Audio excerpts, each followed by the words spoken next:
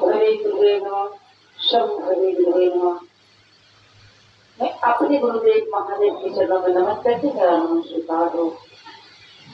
इस कालखंड के महामानव प्रथम से शहर से हरिदास भैया के चरणों में नमन करके मेरा नमन स्वीकार हो। शक्ति स्वरूपा देवी माँ के चरणों में नमन करके मेरा नमन स्वीकार हो। अग्नि सत्ता को मैं नमन करके मेरा नमन स्वीकार हो। नमन हो इस धरती स्थल का जो हम लोग अपने गुरु के चरणों में समर्पित हैं। शिव से प्रेम करने वाले तमाम गुरु भाई गुरु बहनों चरणों में नमन करके मेरा नमन स्वीकार हो। मंच महोदय की तरफ से गुरु चर्चा का आदेश मिला है, गुरु के चरणों में लेकर समर्पित हूँ। आज बहुत सौभाग्य की बात है दीदी कि हम लोग अपने गुरु के चरणों में समर्पित रहते हुए भी न जाने महादेव कहाँ कहाँ पहुंचा देते हैं। आज मौका मिला है झाझा गुरु के गप करने का, सुनने का और समझने का भी। प्रिय भाई बहना, हम सभी का उद्देश्य यही है, साहब दीदी के रास्ते पर चले और जीवन भर लेकर चलते रहें, क्योंकि हमारे भाई बहना सभी जानते हैं कि साहब कहे हैं क्या, बताए हैं क्या, हम लोग को समझाए हैं क्या। इसी बात को हमको और आपको समझना चाहिए और इसी बात के लिए हमारा आते भी हैं। इस बात को समझते हैं तभी हम लोग आते भी हैं, क्योंकि साहब कहे हैं कि केवल अपना बनाइए।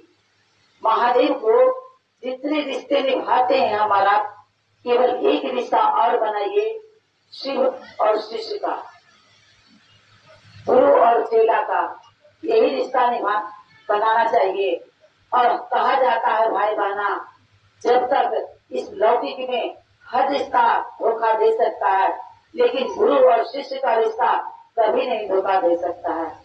क्योंकि कहा जाता है आज बचपन है तो कल जवानी आएगा, कल जवानी आएगा तो फिर बुढ़ापा आएगा। तो उस समय कहाँ खोजिएगा, कहाँ जाइएगा। ये भाई बहना, इसीलिए साहब हमारे सुंदर रास्ता दिए हैं। अगर इसको नहीं अपनाएंगे तो मेरा आपका जीवन में कुछ भी नहीं है। क्योंकि कहा जाता है मनुष्य तन भगवान भी ललायित रहते हैं, तो हमारा मनुष्य तन पाकर कहा जाता है कि मानव का ही, अभी भैया हमारे बता रहे थे कि दया के, क्योंकि एक दूसरे का सहयोग करना यही दया है। इसीलिए साहब कहे हैं कि प्रथम सूत्र दिए हैं कि अपने गुरु से बारंबार दया मांगिए, दया की याचना कीजिए कि हे शिव, आप मेरे गुरु हैं, मैं आपकी शिष्या हूँ, मुझ पर दया कर दीजिए।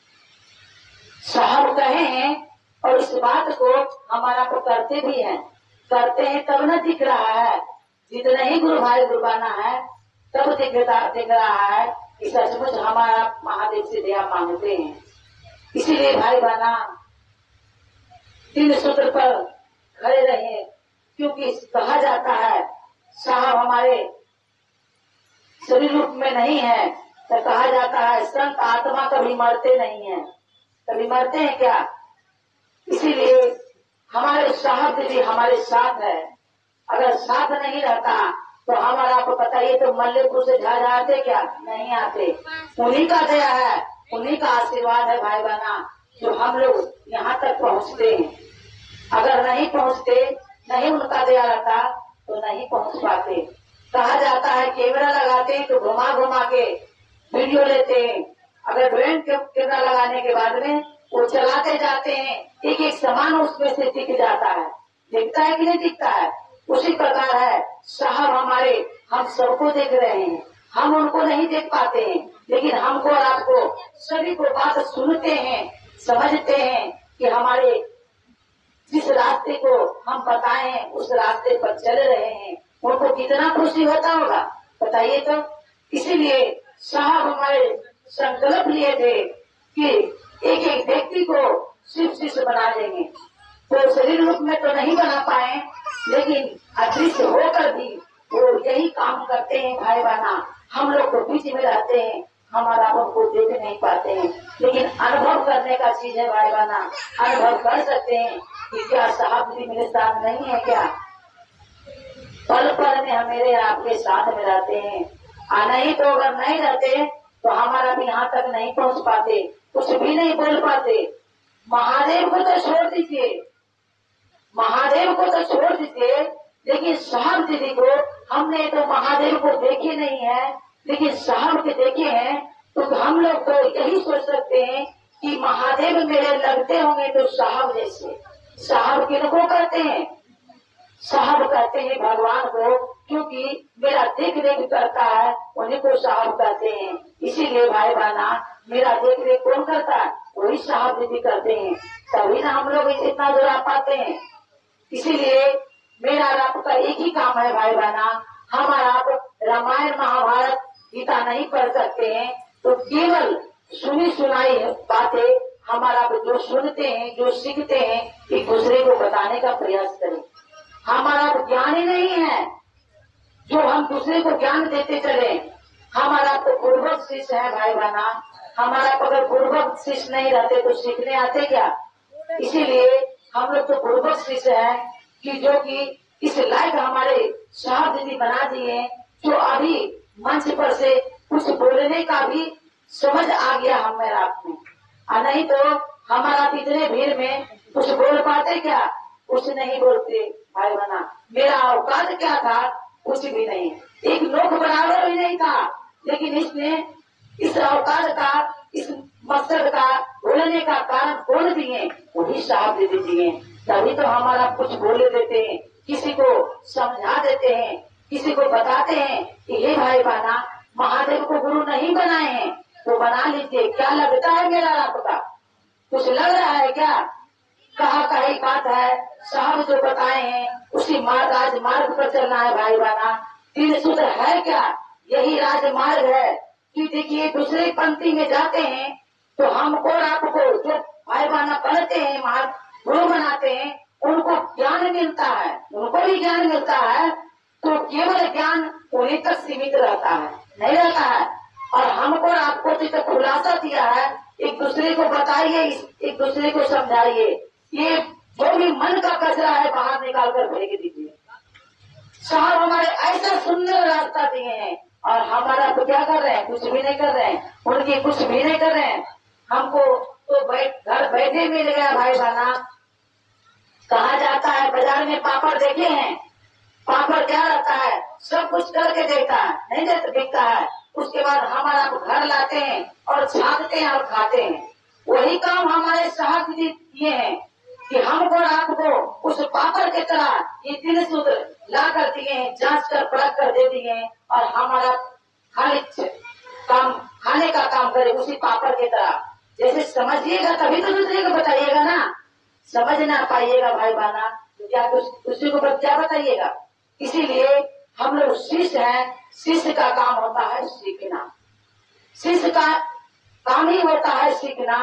तो हमारा सीखते हैं एक दूसरे से कि कौन सा भाई बहना क्या बोल रहे हैं, हमारा उसको सुनते हैं, जांचते भी हैं कि क्या पता वो भाई बहना हो सकता है। कहा जाता है कि हंस क्या करते हैं? दूध को पी लेते हैं और पानी को छोड़ देते हैं। उसी प्रकार है, हो सकता है हमारा आए हैं स्कूल में तो कोई भी भाई बहना हो सकते हैं जिसको नहीं समझ होगा, तो जितना समझे उतने नहीं समझाएंगे। अगर जितना समझ नहीं रहेगा तो हो सकता है कोई गलत भी बात हो जाए। तो उसी पर हमको हंस की तरह बनना है भाई बहना, दूध को पी जाना है और पानी को छोड़ देना है। ऐसा नहीं कि वो भाई बहना ऐसे बताए हैं, वो भाई बहना वैसे बताए, ऐसा नहीं करना। लेकिन हमको और आपको ये ध्यान रहे कि हमारे महादेव शरीर रूप में नहीं है जो हमको और आपको समझा सकते हैं। समझाएंगे तो कोई गुरु भाई गुरु बहना समझाएंगे, उस पर हमको सुनना है। और हम आप जो कहते हैं मन संचालक, यानी मन संचालक का बात है गुरु का आदेश मानना, यानी कि गुरु का जो आदेश होता है वही मन संचालक करवाते हैं। इसीलिए हमको आपको इस बात को ध्यान देना चाहिए, मन संचालक कहते क्या है। यदि अगर चर्चा मिले हमको तो चर्चा ही करना चाहिए भाई बहना, अगर भजन मिले तो भजन ही करना चाहिए। क्योंकि गुरु आदेशित काम, पहले गुरु आदेशित काम सीखिए, उसके बाद बाकी तो महादेव सिखाइए देंगे। साहब भी सिखाने के लिए तैयार है, तो हमारा तो नहीं सीखिएगा क्या? सब सीख जाइएगा भाई बहना। केवल हमारा यही 3 सूत्र पर खड़े उतरे तभी हमारा शिष्य बन सकते हैं, और नहीं तो कहा जाता है अगर ज्ञान की बात बताएंगे तो खूब कर सकते हैं, नहीं कीजिएगा। अगर सुनिएगा तो इसके अंदर में सिंगड़ा की कहा जाता है, अगर पानी बारिश होता है, बारिश में धर दीजिए, कोई बर्तन धर दीजिए, उसमें धीरे धीरे बूंदे बूंद पानी सिंगड़ जाता है, नहीं सिंगड़ता। ये भी तन है, ये भी माटी का बर्तन है, इसमें धीरे धीरे बूंदे बूंद एक न एक दिन सिंगड़ता है। इसीलिए हमारा 3 सूत्र करें। भैया बताए थे कि 3 सूत्र करना क्या है, कैसे करेंगे? तो यही भाई बहना, हमारे साहब के बीच में कोई सूत्र नहीं था, लेकिन साहब सोचे कि कोई सूत्र नहीं है तो हम जिनको बताएंगे वो करेंगे क्या? अगर जिनको बताएंगे तो महादेव को गुरु बना लेंगे, फिर क्या करेंगे? उसके कुछ काम देंगे तभी तो कुछ करेंगे। इसीलिए साहब हमारे सोचे, उनको 8 साल लग गया था ये सोचने में कि अगर हम दूसरे को बताएंगे तो वो क्या करेंगे। इसीलिए साहब कहा जाता है, भाई बहना बताते हैं कि जांच कर परख कर दिए हैं, तो उनको 8 साल परखने में लग गया था कि सचमुच महादेव दया करते हैं कि नहीं करते हैं, इनकी दया में ताकत है कि नहीं है। तब उन्होंने आजमा लिए, समझ गए कि सचमुच महादेव दया करते हैं। जो महादेव को हम शिवालय में पूजते हैं, मंदिर में पूजते हैं, वही महादेव को हमारा गुरु बनाते हैं। और साहब दिए हैं रास्ता, राजमार्ग पर चलते भी हैं। यही 3 सूत्र करना है भाई बहना। पहला सूत्र में बार महादेव से दया मांगिए कि हे शिव, आप मेरे गुरु हैं, मैं आपकी शिष्या हूँ। मेरे की मतलब जानते हैं कि नहीं जानते? हमारे अपने कैसे कहते हैं, अगर किसी का बच्चा का अगर कुछ हो जाता है तो हमको ना आपको दर्द नहीं महसूस होगा, नहीं होगा। कहेंगे कि फलाने बच्चे को कुछ हो गया और हम आप उसको देखकर चले जाते हैं, और जब अपने बच्चे पर पड़ जाता तो क्या करते हैं? बौखला जाते हैं, सोचते हैं कि किसके दरवाजा खटखटाए कि मेरा बच्चा अच्छा हो जाए। अच्छा बताइए, अपना का मतलब क्या हुआ? समझे कि नहीं दीदी? हमारा आप समझते हैं। इसीलिए कहा जाता है घर मेरा, मकान मेरा, पैसा मेरा, बच्चे मेरे, जो भी रिश्ते नाता है वो मेरा है, तो महादेव मेरे नहीं है। इसीलिए हमको आपको सोचना चाहिए कि महादेव अपना बना लीजिए। साहब कहे हैं कि केवल उनको अपना बनाने का दरकार है, बाकी बात तो महादेव जो करने का तो कर ही देंगे, केवल अपना बनाइए ना। क्या लगता है अपना बनाने में? साहब ही बताए हैं कि ये 3 सूत्र माध्यम है हमारा अपना बनाने के प्रयास करें। जितना दया मांग सके महादेव से दया मांगिए, जितना महादेव से दया मांगिए कि हे शिव, आप मेरी गुरु है, मैं आपकी शिष्या हूँ, उस पर दया करिए। उनके पास यानी गिड़गिड़ाना हुआ। अच्छा बताइए, किसी से मांगते हैं कितना गिड़गिड़ाते हैं कि भाई बहना अगर नहीं देते हैं तो चीज मचा देते हैं। अच्छा बताइए, अभी गर्मी का समय है, अगर रोड पर आइसक्रीम बिकने आ जाए और आपके पास पैसा भी नहीं रहेगा और आपका बच्चा जिद मचा देगा, माँ हमको आइसक्रीम खाना है, हमको दिला दीजिए, वो बच्चा आपके पास रोने लगेगा, तो क्या कीजिएगा? हो सके आपके पास पैसा नहीं रहेगा, दूसरे से मांग कर उस बच्चे को आइसक्रीम ला कर दीजिएगा। नहीं देते हैं? देते हैं दीदी, कहते हैं, कोई भी देते हैं, उस बच्चे को कहते हैं कि दे दीजिए ना। क्या लगता है? अगर नहीं आपके पैसा है तो उधार भी दिलाते हैं, लेकिन दिलाते हैं। उसी प्रकार है, अपना बनाने का दरकार है दीदी।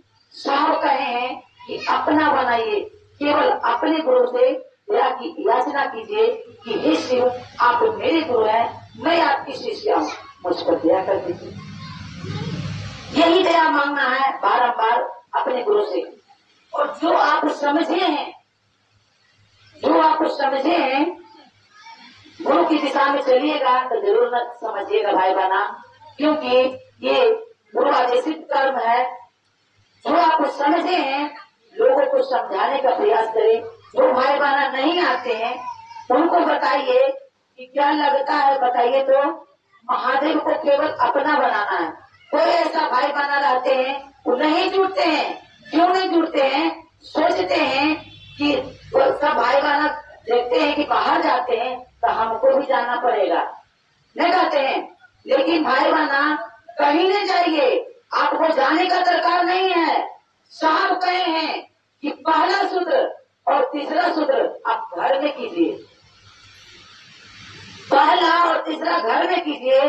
जब आपको समझ में आ जाएगा कि सचमुच महादेव हम पर दया करते हैं तो फिर चलने का प्रयास करें, तभी नहीं कीजिएगा दूसरा सूत्र, समझिएगा तभी ना।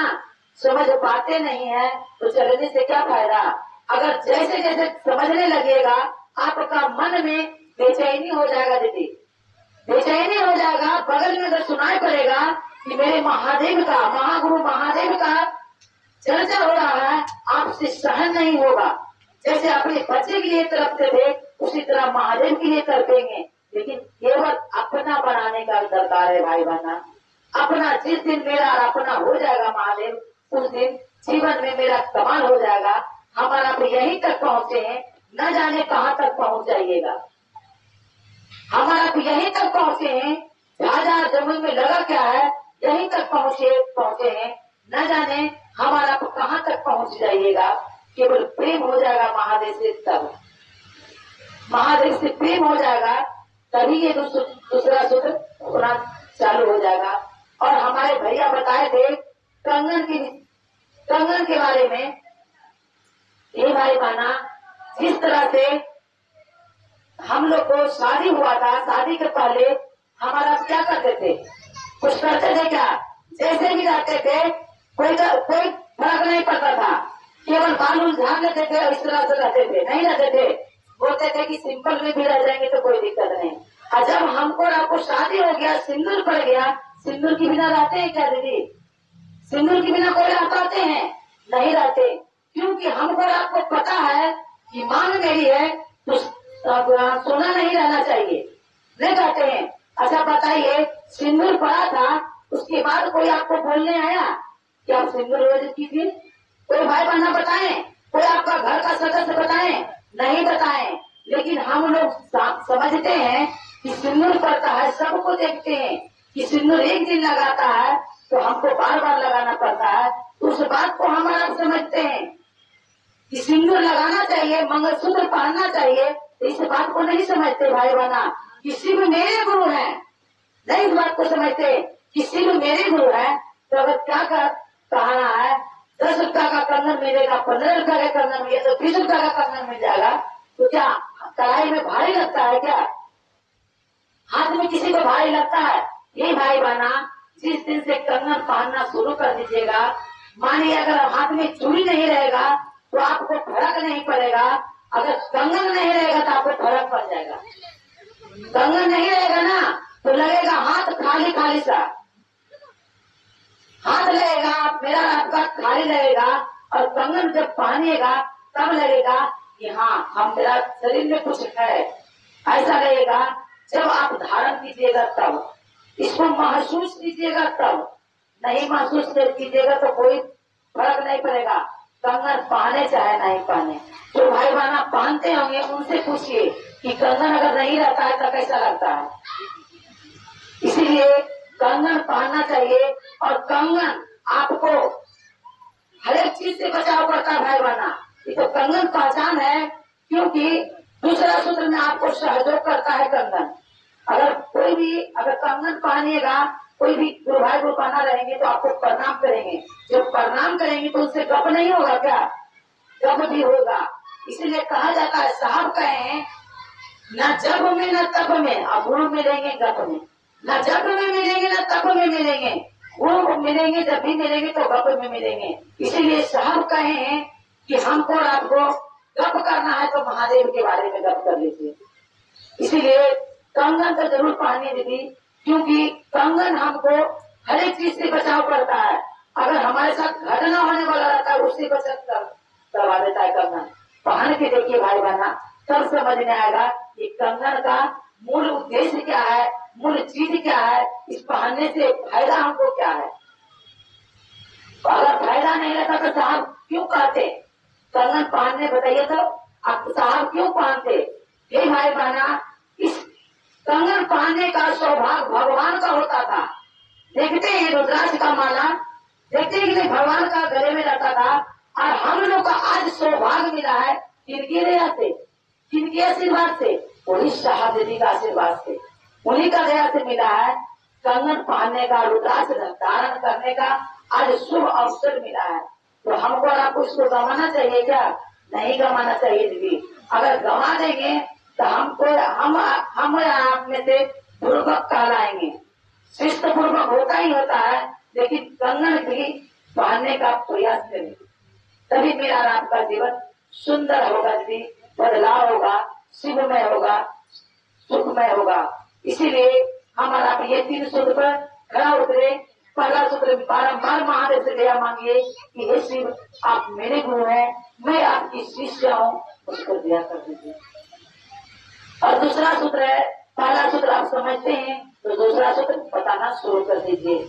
और जब दूसरा सूत्र आप करते हैं तो आप महादेव को प्रणाम करना मत भूलिए भाई बहना, क्योंकि प्रणाम करना ही हमको और आपको जीवन में सुंदरता लाएगा और हर चीज से दुख दूर करेगा। क्योंकि कहते हैं जप करते हैं तो जप करना ही महादेव को प्रणाम करना हुआ। श्वास में अपने गुरु को प्रणाम कीजिए, नमः लेकर अंदर कीजिए, शिवाय लेकर छोड़िए। यही 3 सूत्र करते रहिए, जीवन भर लेकर चलिए।